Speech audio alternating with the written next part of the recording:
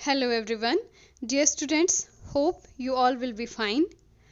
आज का ये वीडियो अप्लाइड फिजिक्स फर्स्ट के थ्योरी पेपर के लिए बहुत इंपॉर्टेंट है। आज की इस वीडियो में मैं आपको इंपॉर्टेंट और मोस्ट इंपॉर्टेंट टॉपिक्स बताऊंगी जो आपको कम से कम पढ़ के जाने ही चाहिए, ठीक है। और वो आप कवर करेंगे तो आपका पासिंग स्कोर तो आप कवर कर ही लेंगे, साथ ही आपकी तैयारी थोड़ी बहुत है तो ये चीज़ें आपके मार्क्स को बहुत अच्छे से इम्प्रूव कर देंगी, ठीक है। तो आपके बहुत अच्छे मार्क्स आ सकते हैं। साथ ही आपको कुछ इंपॉर्टेंट टिप्स भी बताऊंगी कि आप एग्ज़ाम में अपने आंसर को किस तरह से और अच्छा बना सकते हैं, ठीक है। तो स्टार्ट करते हैं आज का वीडियो। तो देखिए, फर्स्ट यूनिट में मोस्ट इंपॉर्टेंट टॉपिक की अगर बात करें तो डायमेंशंस आपका बहुत इंपॉर्टेंट टॉपिक है। यानी क्वेश्चन जो आता है आपका इस यूनिट में से पहला, वो बनता है आपका डायमेंशन में से। क्वेश्चन इस तरह से आएगा एग्जाम में कि निम्नलिखित भौतिक राशियों की विमाएं लिखिए, ठीक है। तो भौतिक राशियों की विमाएं लिखने वाला ये क्वेश्चन आपका कम से कम 5 मार्क्स का आता है, ठीक है। तो ये मोस्ट इंपॉर्टेंट क्वेश्चन आपका है, ठीक है। तो इसे पढ़ के जरूर जाइएगा। कम से कम 20 फिजिकल क्वांटिटीज की डायमेंशन आप जरूर पढ़ के जाइए। 20 भौतिक राशियों की विमाएं आपको याद होनी चाहिए, ठीक है। प्रीवियस ईयर के पेपर्स में देख लीजिएगा, उनको तो कम से कम याद करके ही जाइए और टोटल कम से कम 20-25 याद कर लीजिए, ठीक है। और इसी यूनिट में एक दो चीज़ें इंपॉर्टेंट हैं जो एग्जाम में आई हुई हैं, वो मैं आपको बताती हूँ। डायमेंशन के एप्लीकेशंस आपने पढ़े होंगे, विमाओं के अनुप्रयोग। तो उसमें एक एप्लीकेशन था conversion from one system into another. जैसे क्वेश्चन आपका आता है 1 न्यूटन को डाइन में बदलिए, या फिर 1 जूल कार्य को आप सीजीएस सिस्टम में अर्ग में बदलिए, ठीक है। तो यहाँ पर विमाओं का उपयोग करके आप इस क्वेश्चन को सॉल्व कर सकते हैं। तो ये क्वेश्चन इंपॉर्टेंट इसलिए कह रही हूँ क्योंकि ये प्रीवियस ईयर के क्वेश्चन पेपर में आया हुआ है, ठीक है। उसके बाद विभिन्न भौतिक राशियों के मध्य संबंध स्थापित करने वाला क्वेश्चन, जो कि विमीय विश्लेषण का ही एक अनुप्रयोग है। यानी डायमेंशनल एनालिसिस की हेल्प से डिफरेंट फिजिकल क्वांटिटीज के बीच में रिलेशन एस्टेब्लिश करने वाला बहुत इजी सा क्वेश्चन है और कभी कभी आ जाता है, तो इसलिए ये इंपॉर्टेंट है, ठीक है। और फोर्थ वन इसमें इस यूनिट में इंपॉर्टेंट और क्या है, आपका जो एरर आपने पढ़ी होंगी त्रुटियां, उसमें प्रतिशत त्रुटि का न्यूमेरिकल क्वेश्चन जरूर पढ़ के जाइएगा, ठीक है। प्रीवियस ईयर के क्वेश्चन पेपर्स को अगर आप देखें, और मैंने एक वीडियो भी बनाया हुआ है, उसमें प्रतिशत त्रुटि कैसे निकालें वो बताया था, ठीक है। तो वो वीडियो देख लीजिएगा और प्रतिशत त्रुटि के 2-3 क्वेश्चन कम से कम बना के जाइएगा, ठीक है। तो ये भी इस यूनिट का एक इंपॉर्टेंट टॉपिक है, ठीक है। तो ये ऐसे टॉपिक हैं जिन्हें आपको पढ़ के जाना ही चाहिए। और इस यूनिट में एक चीज़ और, 4 फंडामेंटल फोर्सेज ऑफ नेचर आज तक कभी एग्जाम में पूछा नहीं गया, लेकिन 1 मार्क्स में ये क्वेश्चन उसमें बन सकता है कि 4 मूलभूत बलों को उनकी पावर के बढ़ते हुए क्रम में या घटते हुए क्रम में लिखिए, ठीक है। या उनका थोड़ा सा डिस्क्रिप्शन पूछा जा सकता है, ठीक है, क्योंकि वो नए सिलेबस का नया टॉपिक इंट्रोड्यूस हुआ था, ठीक है। अब नेक्स्ट चलते हैं यूनिट सेकेंड पर। तो यूनिट सेकेंड का इंपॉर्टेंट टॉपिक जो प्रीवियस ईयर में आया हुआ था, बहुत ही इजी टॉपिक जो आपने 9th क्लास में भी पढ़ा होगा, Newton's laws of motion, Newton के गति के नियम। बहुत इजी क्वेश्चन है और ये कभी कभी एग्जामिनर आपके 5 मार्क्स के क्वेश्चन में सेक्शन सी में पूछ लेते हैं, ठीक है। तो ये क्वेश्चन बहुत इजी है, बहुत ज़्यादा मेहनत करने की इसमें ज़रूरत नहीं पड़ती है। लेकिन इसमें आपको एक चीज़ ध्यान में रखनी होगी कि न्यूटन के गति के 3 नियम अगर आप याद करते हैं तो उसके साथ उसके एग्जाम्पल्स, एक एग्जाम्पल जरूर पढ़ के जाइए, क्योंकि एग्जाम्पल लिखने से एग्जामिनर पर बहुत अच्छा इंप्रेशन पड़ता है, ठीक है। और इसी के अंदर न्यूटन के गति के नियम के अंदर एक आता है जड़त्व। जड़त्व किसे कहते हैं, ठीक है, व्हाट इज इनर्शिया, ठीक है। तो उसको भी पढ़ के जाइएगा, ठीक है। तो ये भी एक इंपॉर्टेंट टॉपिक मैं कहूँगी, ठीक है।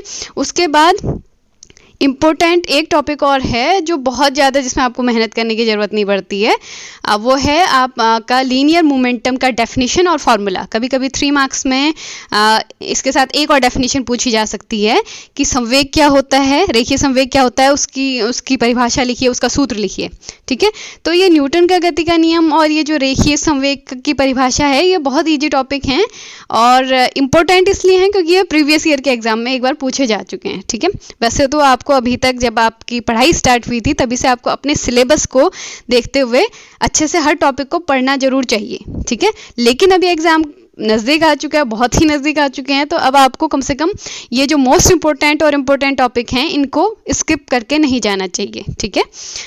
उसके बाद नेक्स्ट चलते हैं, यूनिट सेकेंड का ही अगला टॉपिक है आपका वेक्टर एंड स्केलर क्वांटिटीज, सदिश और अदिश राशियों की परिभाषा, उदाहरण सहित लिखिए। ठीक है, ये क्वेश्चन 3 मार्क्स में आ जाता है कभी कभी। ठीक है, तो वेक्टर एंड स्केलर क्वांटिटीज की डेफिनेशन और एग्जांपल बहुत ही इजी चीज है और इसको आप जरूर पढ़ के जाइएगा। देखिए, वेक्टर और स्केलर में 5-5 एग्जांपल जरूर पढ़ के जाना। ठीक है, बिल्कुल मुंह में याद होने चाहिए आपको, ताकि वहां पर सोचने की ज़्यादा जरूरत पड़े ही ना आपको। ठीक है, तो ये आप लिख लेंगे। उसके बाद यूनिट सेकंड में अगला और इम्पोर्टेंट टॉपिक अगर कहें तो वो कह सकते हैं बलों का समांतर चतुर्भुज नियम। ठीक है, बलों का समांतर चतुर्भुज का नियम आपने प्रैक्टिकल एग्जाम में भी आपसे पूछा गया होगा एग्जामिनर के द्वारा, और आपने प्रैक्टिकल भी किया होगा। तो इसका स्टेटमेंट लिखने को आ जाता है, तो ये 3 मार्क्स में ये क्वेश्चन बनता है। ठीक है, उसके बाद इसी यूनिट सेकंड में अगर चलें तो यहाँ पर मल्टीप्लिकेशन ऑफ वेक्टर्स एक टॉपिक है। ठीक है, सदिश राशियों का गुणनफल 2 प्रकार के होते हैं, आपको पता है। एक होता है क्रॉस प्रोडक्ट, एक होता है डॉट प्रोडक्ट। ठीक है, तो कभी कभी उस पर 1 मार्क्स के क्वेश्चंस बन जाते हैं। ठीक है, जैसे कि अगर 2 वेक्टर म्यूचुअली परपेंडिकुलर हैं तो उनका क्रॉस प्रोडक्ट कितना होगा।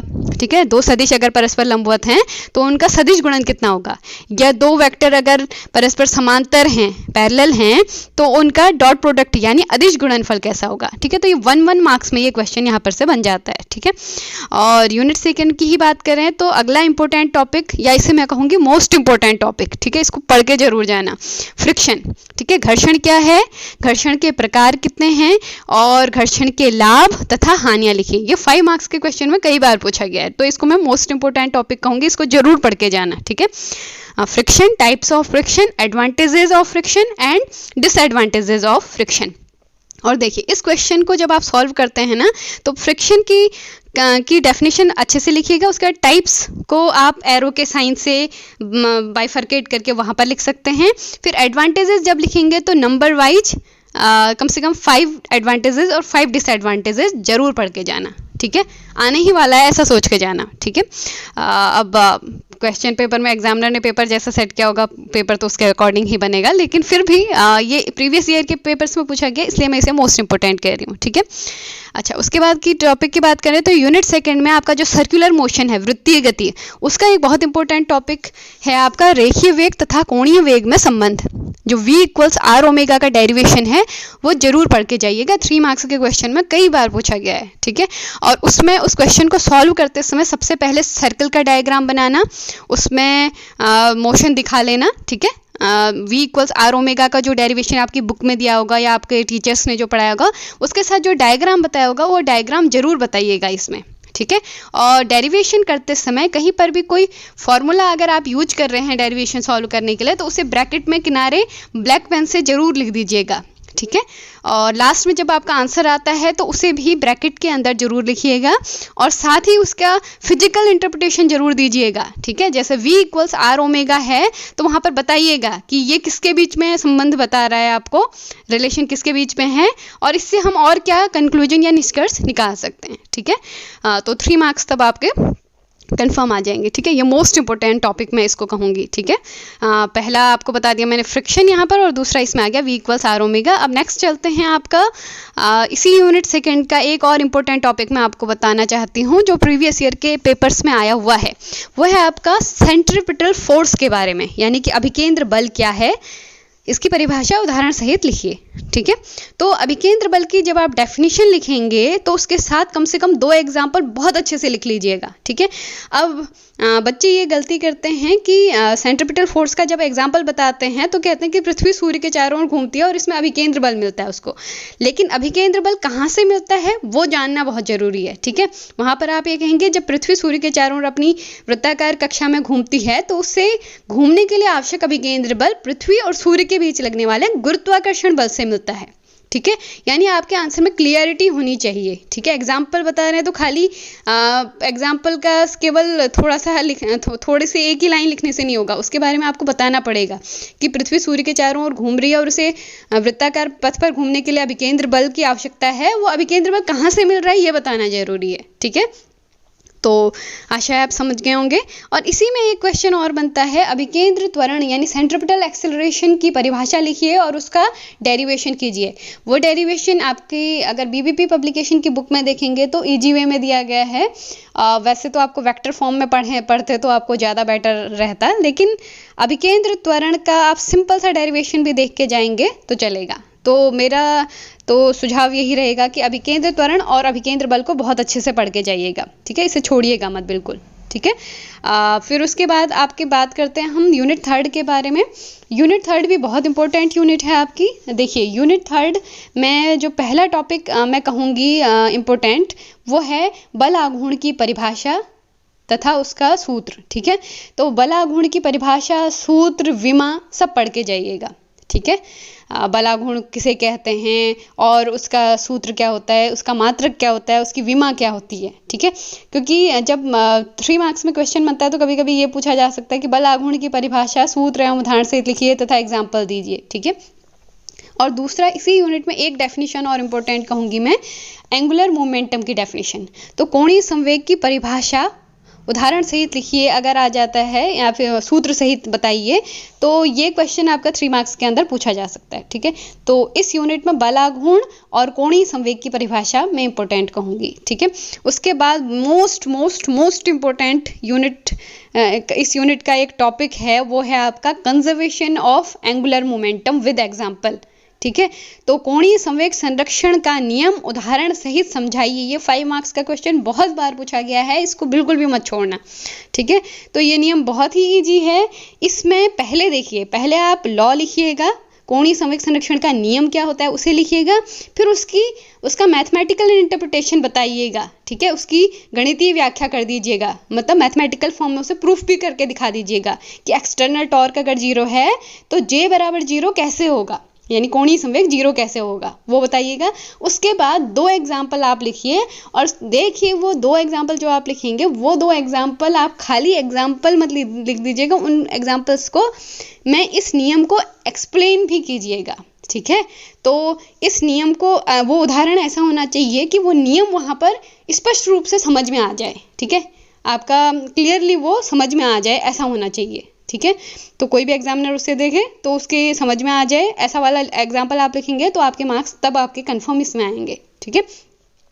तो इसमें भी चाहे तो एग्जाम्पल बताते इसमें आप डायग्राम दिखा सकते हैं, ठीक है। बहुत ही इजी टॉपिक है और बहुत इंपॉर्टेंट है, मोस्ट इंपॉर्टेंट टॉपिक मैं इसको कहूँगी, ठीक है।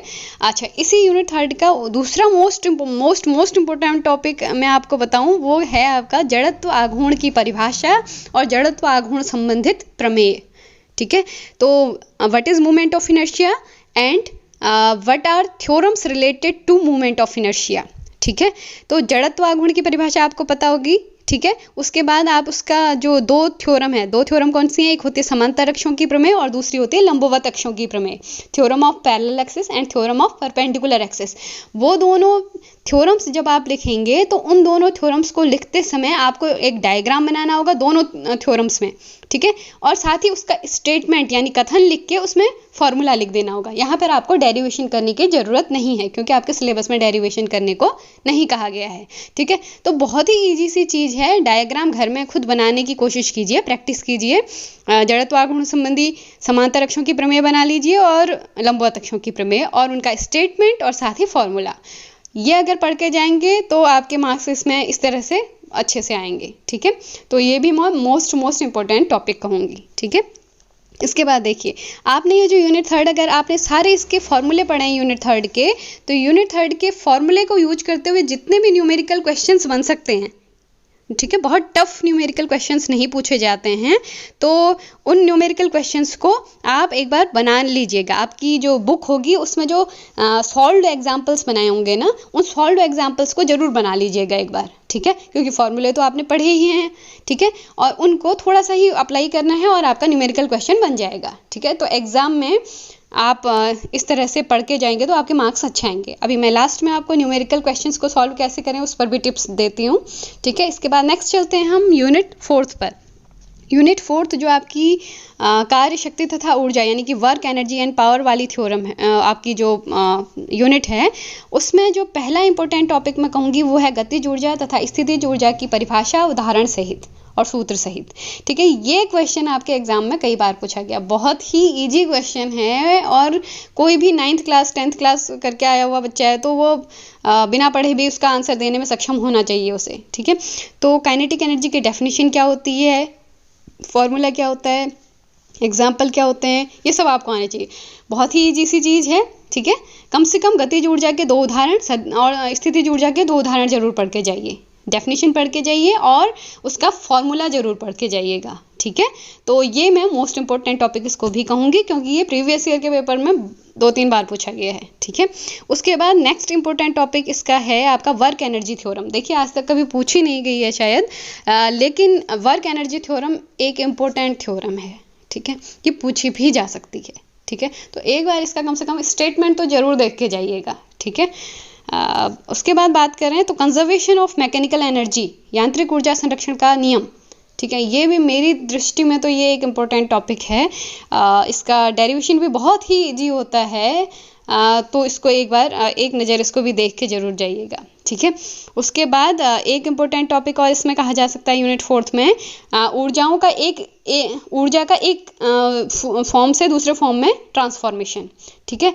यानी ऊर्जा का रूपांतरण किस तरह से होता है, कितने प्रकार की ऊर्जा के रूपांतरण होते हैं, ठीक है। जैसे आप माइक में अगर बोलते हैं, ठीक है, तो आपकी जो साउंड एनर्जी है वो किस में कन्वर्ट हो जाती है, इलेक्ट्रिकल एनर्जी में। तो इस तरह का ट्रांसफॉर्मेशन, तो इसमें कम से कम 5 एग्जाम्पल पढ़ के जाइए ताकि आप वहाँ पर बता सकें कि किस घटना में कौन सी ऊर्जा किस में बदलती है, ठीक है। अच्छा, उसके बाद आपकी बात करें यूनिट 5 की, तो यूनिट 5 में आपका पहला मोस्ट इम्पोर्टेंट टॉपिक आपका का कहलाएगा हुक्स लॉ, ठीक है, हुक का नियम, ठीक है। हुक का नियम पढ़िएगा, उसका जो फॉर्मूला है उसे पढ़ के जाइएगा। उस फॉर्मूले में से जो गुणांक निकल के आता है, मॉड्यूलस ऑफ इलास्टिसिटी जिसे कहते हैं, उसके बारे में पढ़ के जाइएगा, ठीक। तो देखिए आपको हुक का नियम अच्छे से पढ़ के जाना है और types of modulus of elasticity अच्छे से पढ़ के जाना है, हुक का नियम और प्रत्यास्थता गुणांक के प्रकार, ठीक है। ये मोस्ट इंपॉर्टेंट टॉपिक कहूँगी मैं इसे, ठीक है। उसके बाद यूनिट 5 का नेक्स्ट मोस्ट इंपॉर्टेंट टॉपिक जो है वो होगा आपका स्ट्रेस स्ट्रेन कर्व, ठीक है।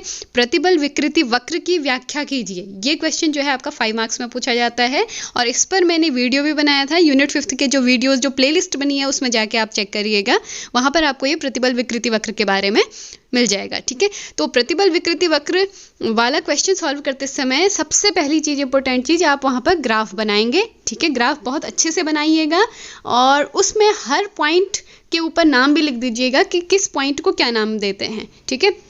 उसके बाद प्रतिबल विकृति वक्र की जब आप व्याख्या करेंगे, उस स्ट्रेस स्ट्रेन कर्व को जब आप एक्सप्लेन करेंगे तो हर पोर्शन को आप एक्सप्लेन कीजिएगा, ठीक है। उस कर्व का फर्स्ट पार्ट, सेकंड पार्ट और लास्ट पार्ट सब एक्सप्लेन कर दीजिएगा। तो देखिए यूनिट 5 के सेकंड मोस्ट इंपॉर्टेंट टॉपिक की अगर बात करें तो that topic is to determine surface tension by capillarity, ठीक है, यानी कि केशिकीय उन्नयन विधि द्वारा पृष्ठ तनाव का मान ज्ञात करना। तो ये सेक्शन सी में 5 मार्क्स का मोस्ट इंपॉर्टेंट क्वेश्चन कहलाएगा। इसको बनाने के लिए सबसे पहले आप डायग्राम जरूर बनाइएगा और तब उसके बाद उसका मैथमेटिकल इंटरप्रिटेशन जरूर करिएगा, ठीक है। तो ये भी एग्जाम के पॉइंट ऑफ व्यू से मोस्ट इंपॉर्टेंट क्वेश्चन की कैटेगरी में है। तो यूनिट 5 का नेक्स्ट इंपॉर्टेंट टॉपिक अगर कहें तो वो है what is Stokes law and determination of terminal velocity with the help of Stokes law, ठीक है। यानी स्टोक के नियम की सहायता से सीमांत वेग की गणना करना या फिर स्टोक के नियम की सहायता से किसी द्रव का श्यानता गुणांक ज्ञात करना, ठीक है। To determine coefficient of viscosity with the help of Stokes law, ठीक है। तो ये सारे टॉपिक जो बताए थे अभी मैंने आपको, ये यूनिट 5 के मोस्ट इंपॉर्टेंट टॉपिक है एग्जाम के पॉइंट ऑफ व्यू से, ठीक है। चलिए अब बात करते हैं नेक्स्ट यूनिट की, यूनिट 6 जो है आपकी। यूनिट 6 के इंपॉर्टेंट टॉपिक्स में से पहला टॉपिक है आपका difference between heat and temperature, यानी ऊष्मा और ताप में क्या अंतर होता है ये आपको आना चाहिए, ठीक है। उसके बाद दूसरा, टेम्परेचर स्केल्स के नेम आपको पता होने चाहिए, यानी डिग्री सेल्सियस पैमाना, फ़ारेनहाइट पैमाना, केल्विन पैमाना, degree Celsius scale, Fahrenheit scale and kelvin scale, ठीक है। और इसके बाद अगर हम कहें कि यूनिट 6 का मोस्ट इंपॉर्टेंट क्वेश्चन जो एग्जाम के पॉइंट ऑफ व्यू से बहुत इंपॉर्टेंट है वो है आपका डिग्री सेल्सियस का फ़ारेनहाइट में कन्वर्जन या डिग्री फ़ारेनहाइट का केल्विन में कन्वर्जन। कहने का मतलब है कि डिफरेंट टेम्परेचर स्केल्स का एक दूसरे में कन्वर्जन। तो इसमें एक बहुत ही फेमस फार्मूला है, वो फार्मूला आपको याद होना चाहिए, C/5 = F - 32/9 वाला, ठीक है। तो इसमें एक इंपॉर्टेंट क्वेश्चन ये बनता है कि उस ताप का मान बताइए जिस पर डिग्री सेल्सियस पैमाना और फ़ारेनहाइट पैमाने के मान बराबर हो। ठीक है, तो ये बहुत ही इजी से क्वेश्चंस हैं, न्यूमेरिकल क्वेश्चन, जो आपकी बुक के सॉल्व्ड एग्जांपल्स में भी दिए होंगे। तो इस तरह के 2-3 क्वेश्चन जो कन्वर्जन वाले हैं उन्हें जरूर बना लीजिएगा आपके एग्जाम के लिए। ठीक है, और ये मोस्ट इंपॉर्टेंट क्वेश्चन इसे मैं कहूँगी। ठीक है, नेक्स्ट इसका यूनिट 6 का अगला टॉपिक आपका coefficient of linear surface and cubical expansion. देखिए, आयतन प्रसार गुणांक, रेखीय प्रसार गुणांक और क्षेत्रीय प्रसार गुणांक, इन तीनों के आपको फॉर्मूले पता होने चाहिए, इनके बीच में आपको रिलेशन पता होना चाहिए। ठीक है, alpha ratio, beta ratio, gamma की अगर बात करें तो ये रेशियो होता है 1:2:3। ठीक है, और इस पर बेस्ड आप प्रीवियस ईयर के पेपर अगर उठा के देखेंगे तो इस पर बेस्ड आपके न्यूमेरिकल क्वेश्चंस पूछे गए हैं। ठीक है, तो न्यूमेरिकल क्वेश्चंस बहुत ईजी होते हैं, और ये अगर फॉर्मूले आपको पता है तो ये आपका एक इम्पोर्टेंट आपका रिजल्ट आप एग्जाम में लिख सकते हैं। ठीक है, उसके बाद अगर बात करें तो बहुत ही इजी और एक इम्पोर्टेंट टॉपिक है यूनिट 6 का, जो आसानी से आपको याद भी हो जाएगा, मोड्स ऑफ हीट ट्रांसफर, यानी ऊष्मा संचरण की विधियां। 3 पढ़ी होंगी आपने। ऊष्मा संचरण की 3 विधियां होती हैं, चालन, संवहन तथा विकिरण, यानी कि कंडक्शन, कन्वेक्शन एंड रेडिएशन। तो इन तीनों का आपको डेफिनेशन पता होनी चाहिए और तीनों का एक एक एग्जाम्पल, और अगर हो सके तो इंजीनियरिंग एप्लीकेशंस पढ़िएगा। ठीक है, वो पढ़ के जाएंगे, बहुत ही इजी क्वेश्चन है, और एग्जाम में आपका अगर आता है 5 मार्क्स में भी पूछा जाता है ये, तो आपके 5 मार्क्स इजीली आप कवर कर सकते हैं। लेकिन देखिए, इजी क्वेश्चन अगर कहीं पर भी अगर पूछे जाते हैं तो वहां पर एक चीज ध्यान रखिएगा कि आप अपने आंसर को बहुत अच्छा बनाने की कोशिश करिएगा। ठीक है, डेफिनेशंस, एग्जाम्पल, फॉर्मूला, इनके द्वारा अपने आंसर को बहुत अच्छा दिखाइएगा। ठीक है, तभी आपका जो इजी क्वेश्चन है उस पर आपको मार्क्स अच्छे मिल पाएंगे। ठीक है, अच्छा, नेक्स्ट बात करें यूनिट 6 का ही एक बहुत इंपॉर्टेंट टॉपिक है, मोस्ट इंपॉर्टेंट टॉपिक जिसे कहा जा सकता है, कोफिशिएंट ऑफ थर्मल कंडक्टिविटी, यानी कि ऊष्मा चालकता गुणांक, जिसे कैपिटल क्यू से प्रेजेंट करते हैं। तो इसमें आप देखिएगा, सॉरी कैपिटल क्यू से नहीं, कैपिटल के से प्रेजेंट करते हैं, तो उसे आप देखिएगा, ऊष्मा चालकता गुणांक की डेफिनेशन पढ़ के जाइएगा। ठीक है, और उसका फॉर्मूला आपको पता होना चाहिए, और हो सके तो उसका मात्रक और विमा भी याद कर ले जाइए। ठीक है, अगर ये क्वेश्चन आता है तो ये क्वेश्चन भी आपका काफ़ी बार पूछा गया है एग्जाम में। ठीक है, और इस पर बेस्ड न्यूमेरिकल भी बन सकते हैं, लेकिन एग्जाम में ज़्यादा पूछे नहीं जाते हैं। तो ये हो गया आपका यूनिट 6 के बारे में। नेक्स्ट यूनिट पर चलते हैं। यूनिट 7th जो है आपकी, यूनिट 7th आपकी वेव्स एंड वाइब्रेशंस है। इसके कुछ टॉपिक्स मैंने वीडियो में कवर किए हुए थे। इसका फर्स्ट टॉपिक जो है, देखिए वो बहुत इंपॉर्टेंट है, एग्जाम में 5 मार्क्स में भी पूछा गया है। सिंपल हार्मोनिक मोशन में equation of displacement and equation of velocity and equation of acceleration के बारे में। ठीक है, यानी कि सरल आवर्त गति की विस्थापन समीकरण, सरल आवर्त गति में वेग और सरल आवर्त गति में त्वरण। ठीक है, ये कुछ बेसिक चीज़ें हैं जिस पर मैंने एक वीडियो कवर किया हुआ था। ये 5 मार्क्स का बहुत इंपॉर्टेंट क्वेश्चन है, तो इसे भी जरूर पढ़ के जाइएगा। ठीक है, अब अच्छा, इसी में न्यूमेरिकल क्वेश्चंस भी बनते हैं, जो ये टॉपिक्स मैंने नाम आपको बोले, इसमें न्यूमेरिकल क्वेश्चंस भी बनते हैं और बहुत ईजी होते हैं। ठीक है, लेकिन आपको फॉर्मूला और उसके न्यूमेरिकल क्वेश्चन सॉल्व करने का तरीका अगर पता है तो तभी वो आपके लिए ईजी हैं। ठीक है, तो ये भी आपका 5 मार्क्स के लिए इंपॉर्टेंट कहा जाएगा। ठीक है, नेक्स्ट चलते हैं यूनिट 7th का नेक्स्ट टॉपिक, जो इंपॉर्टेंट मैं कहूँगी, एग्जाम में शायद पूछा नहीं गया आज तक, ट्रांसवर्स एंड लॉन्गिट्यूडनल वेव्स के बारे में। ठीक है, अनुदैर्ध्य तरंगे और अनुप्रस्थ तरंगों के बारे में जरूर पढ़ लीजिएगा, उसके एग्जाम्पल्स देख लीजिएगा, एक एक एग्जाम्पल पढ़ के जाएंगे, काफ़ी है। नेक्स्ट इंपॉर्टेंट टॉपिक जो यूनिट 7th का है, एक छोटा सा रिलेशन है, 3 मार्क्स का आ सकता है, किसी तरंग के वेग, उसकी आवृत्ति और तरंग दैर्ध्य में संबंध। तो ये आपको पता है V = n लैम्डा होता है। तो ये बहुत ही इजी सा डेरिवेशन है, अगर 3 मार्क्स में नहीं आएगा तो 1 मार्क्स का क्वेश्चन ये बन सकता है। ठीक है, fill in the blanks type का। ठीक है, इसके बाद यूनिट 7th का एक इंपॉर्टेंट टॉपिक और कहूँगी मैं, जो है अनुनाद, रेजोनेंस की डेफिनेशन पढ़ के जाइएगा और एग्जाम्पल देख लीजिएगा। ठीक है, बहुत बार नहीं पूछा गया, लेकिन 1-2 बार शायद पूछा गया है बहुत पुराने पेपर्स में। ठीक है, उसके बाद यूनिट 7th का अगला इंपॉर्टेंट टॉपिक, जिसे हम मोस्ट इंपॉर्टेंट टॉपिक कह सकते हैं, that is your reverberation time and methods to control reverberation time. ठीक है, यानी अनुरणन क्या है, अनुरणन काल किसे कहते हैं, और अनुरणन काल को नियंत्रित करने के उपाय बताइए। तो ये कम से कम 5 मार्क्स का क्वेश्चन आपका बनता है, जो कई बार एग्जाम में पूछा गया है। आप प्रीवियस ईयर के पेपर उठा के देख लीजिएगा, सेक्शन सी में मोस्टली ये क्वेश्चन आपको देखने को मिलेगा। तो ये क्वेश्चन तो हर हाल में आप पढ़ के जाइए। ठीक है, देखिए अनुरणन क्या होता है और अनुरणन काल क्या होता है, ये तो डेफिनेशन आप इजीली याद कर लेंगे। अनुरणन काल को नियंत्रित करने के उपाय कम से कम 5 याद करके जाइएगा, ठीक है। इसके बाद इस यूनिट 7 का एक लास्ट मोस्ट इम्पोर्टेंट टॉपिक जो है वो है एप्लीकेशंस ऑफ अल्ट्रासोनिक वेव्स, ठीक है, यानी पराश्रव्य ध्वनि तरंगों के अनुप्रयोग, ठीक है। इसमें कम से कम 5 एप्लीकेशंस पढ़ के जाइए और हेडिंग वाइज पढ़ के जाइएगा, ठीक है। तो जैसे पराश्रव्य तरंगों के चिकित्सा क्षेत्र में उपयोग, फिर उसके अंदर उसकी व्याख्या कर देना कहाँ कहाँ होता है, ठीक है। दूसरा जैसे औद्योगिक क्षेत्र में उपयोग, in industrial areas use of ultrasonic waves, उसको एक्सप्लेन कर दीजिएगा। थर्ड में किसी और फील्ड में आप बता सकते हैं इन फील्ड ऑफ रिसर्च, तो इन फील्ड ऑफ रिसर्च कहाँ वो यूज हो सकता है वो आप उसको बता दीजिएगा, ठीक है। तो ये थे सारे यूनिट, जो आपके 7 यूनिट हैं आपके सिलेबस में, उनके मोस्ट इंपॉर्टेंट टॉपिक्स के बारे में। देखिए उसमें से जो मैंने आपको मोस्ट इंपॉर्टेंट टॉपिक्स बोले हैं वो कम से कम सेक्शन सी में जरूर पूछे जाते हैं, तो कम से कम उनको तो जरूर पढ़ के जाइएगा, ठीक है। अच्छा, इसके बाद कुछ इंपॉर्टेंट टिप्स जो आपके एग्जाम के लिए बहुत यूजफुल हो सकते हैं, ठीक है। तो सबसे पहले सेक्शन ए की अगर बात करें तो एग्जाम में सेक्शन ए में आपके 12 क्वेश्चन पूछे जाते हैं, उसमें से आपको 10 क्वेश्चंस के आंसर देने होते हैं। तो एग्जाम में काफ़ी बच्चों को मैंने देखा है कि वो क्वेश्चन उतारते हैं फिर उसका आंसर लिखते हैं, तो आपको ऐसा करने की ज़रूरत नहीं है। आप ऊपर से सेक्शन ए डालिए, फिर उसके बाद लिखिए आंसर ऑफ क्वेश्चन नंबर 1, यानी कि प्रश्न 1 का उत्तर, और उस प्रश्न 1 का उत्तर जो है डायरेक्ट वो उत्तर लिख दीजिए आप, ठीक है। एग्जामिनर आपका समझ जाएगा।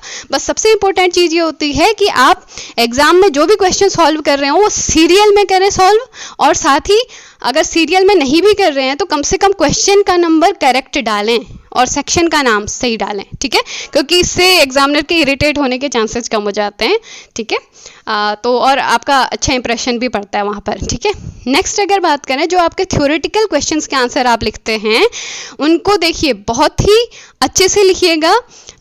उसमें आप सबसे पहली चीज़ डेफिनेशन अच्छे से बताइएगा, और उसके बाद उससे रिलेटेड अगर आपको फॉर्मूला पता है तो फॉर्मूला जरूर लिखिए ब्लैक पेन से, ठीक है, बॉक्स बना के बॉक्स के अंदर लिख लीजिए। और दूसरी चीज़, वहाँ पर अगर आपको उस फिजिकल क्वांटिटी या उस जो भी चीज़ पूछी गई है उससे रिलेटेड कुछ यूनिट्स के बारे में स्पेसिफाई करना है तो उसको जरूर बता दीजिए। वो वेक्टर क्वांटिटी है या स्केलर क्वांटिटी है वो बता दीजिए, और साथ ही उसकी डायमेंशन लिख दीजिए, ठीक है। इस तरह के क्वेश्चंस अगर आते हैं तो, ठीक है। और दूसरा, कोई भी क्वेश्चन आप लिख रहे हैं तो कोशिश कीजिए कि अगर उससे रिलेटेड डायग्राम आपको पता है, तो मोस्टली फिजिक्स में जो है आप अगर आंसर को एक्सप्लेन करते हैं तो diagram is very important thing. देखिए डायग्राम बना के आप चीज़ों को एक्सप्लेन करते हैं तो उसका बहुत अच्छा इफेक्ट पड़ता है, लेकिन बशर्ते आपको डायग्राम के थ्रू एक्सप्लेन करना आता हो, ठीक है। तो जैसे सर्कुलर मोशन वृत्तीय गति है या अभिकेंद्र बल के बारे में बता रहे हैं तो वहाँ पर आप सर्कल बना के सेंट्रीपिटल फोर्स यानी अभिकेंद्र बल की दिशा जरूर बताइएगा, ठीक है। तो इससे बहुत अच्छा इंप्रेशन पड़ता है। और कोशिश कीजिएगा कि जो आप डायग्राम बनाते हैं उसे ब्लैक पेन से बनाइए या आपकी डार्क कोई पेंसिल यूज कीजिएगा उससे बनाइए, ठीक है। तो उससे अच्छा आपका आंसर दिखता है वहाँ पर। और तीसरी बात मैं कहूँगी, न्यूमेरिकल क्वेश्चंस को जो आप सॉल्व करते हैं, न्यूमेरिकल क्वेश्चंस को सॉल्व करते समय सबसे पहली चीज़, जितनी भी आपकी क्वांटिटीज दी गई हैं उन सभी को एक ही सिस्टम ऑफ यूनिट में ले आइए, ठीक है। या तो सारी की सारी क्वांटिटीज, सारी की सारी राशियां आपकी एमकेएस सिस्टम में होनी चाहिए, मीटर किलोग्राम सेकंड पद्धति में, ठीक है। या फिर सारी की सारी क्वांटिटीज सीजीएस सिस्टम में होनी चाहिए, सेंटीमीटर ग्राम सेकंड सिस्टम में, ठीक है। तो इस चीज़ का ध्यान रखिएगा। और दूसरी चीज़, अगर न्यूमेरिकल क्वेश्चन सॉल्व करते समय कोई फॉर्मूला यूज हो रहा है तो उसे जरूर वहाँ पर लिखिए ब्लैक पेन से और दिखाइए उसे कि इस सूत्र से आप आगे को प्रोसीड कर रहे हैं, ठीक है। और लास्ट चीज़, बहुत इंपॉर्टेंट चीज़, कई बार मैंने स्टूडेंट्स को देखा है कि वो क्वेश्चंस का आंसर निकाल लेते हैं और लास्ट में यूनिट नहीं लिखते हैं। तो क्वेश्चन का आंसर अगर आप फाइंड आउट कर चुके हैं तो उसके साथ उसका मात्रक जरूर लिखिए, क्योंकि भौतिक राशि को बताने के लिए 2 चीज़ों की ही आवश्यकता होती है। एक होता है उसका मैग्नीट्यूड, दूसरी होती है उसकी यूनिट, यानी कि एक होता है परिमाण, दूसरा होता है मात्रक, ठीक है। तो आशा है आप सभी इन टिप्स को ध्यान में रखेंगे, और भी कई टिप्स आपको खुद भी पता होंगे जो आपने 10th और 12th के बोर्ड टाइम पर यूज किए होंगे। तो बहुत अच्छे से काम करिएगा, स्पष्ट रूप से लिखिएगा, ठीक है। साफ राइटिंग, साफ हैंड राइटिंग बना के लिखिएगा और कॉन्फिडेंस से जाइएगा। किसी भी क्वेश्चन के बारे में आपने क्लास में या कभी भी कुछ भी सुना हो तो उससे रिलेटेड जरूर लिख के आइएगा, क्वेश्चन मत छोड़िएगा एग्जाम में, ठीक है। तो आशा है आप सभी अच्छा परफॉर्म करेंगे। तो all the best for your semester examination. Thanks for watching this video.